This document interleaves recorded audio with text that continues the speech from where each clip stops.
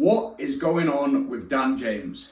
Another week, another press conference. This time it's Daniel Farke doing his pre-match press conference ahead of our home game on Saturday at Ellen Road, 12:30 kickoff against Spurs.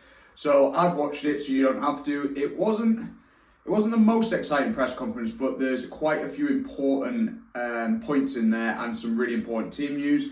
I've made some notes. I'm going to go through them and let's get into it. The first question was pretty stupid.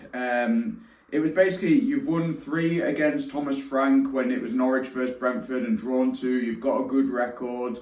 Like, you know, that kind of crack. And Farke was just laughed it off, really, and then gave a lot of praise for Thomas Frank. Great respect for his consistency, rates any manager who can perform over a period of time.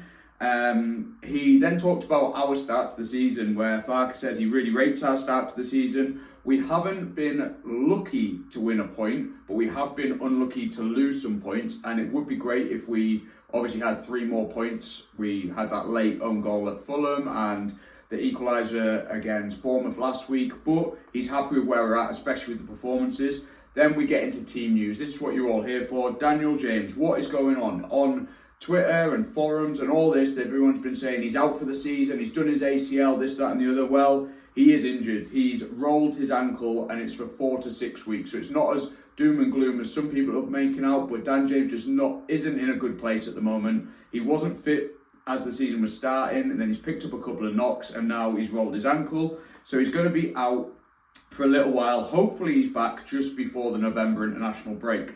It's not good news in terms of Nonto either. He is still out.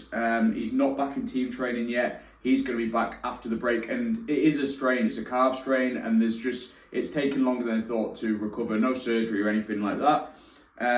There was some good news in terms that Perry is back in team training. He has been since yesterday, and he'll be back ready and available to play after the break. A bit of a question mark over Harry Gray, who's got a hip flexor issue. So after all that, where does that leave us? Jack Harrison, he's yet to start, but Farke said he has been sharp. He's been shown what he can do in training and on the field when he's had his opportunities. He's playing well, as is Okafor. He really rates how Aronson has played. Whether we like that or not, Farke will persist with Aronson. And now we've got Aronson on the right, then Okafor and Harrison as our wing options. If you're going to bang on about Ramazani, scroll on, because I can't be bothered listening to people who are overhyping Ramazani. I liked him. He's full of potential. He's gone on loan now. We move on. Like, there's nothing we could do about that. He said, of course, he'd prefer to have all of them available, but we still have attacking options. He was then asked quite a good question about the Stack-Longstaff situation with who takes set pieces. And he says, we need to stay flexible because they both offer slightly different things. And obviously Stack is a threat in the box because of his height. So we are going to keep seeing them mix it up a little bit between them.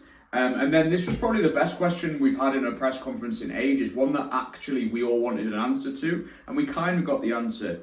So he said, why did DCL come off during a set piece? Because it's the first rule of management that you don't make a substitution before a set piece for the opposing team.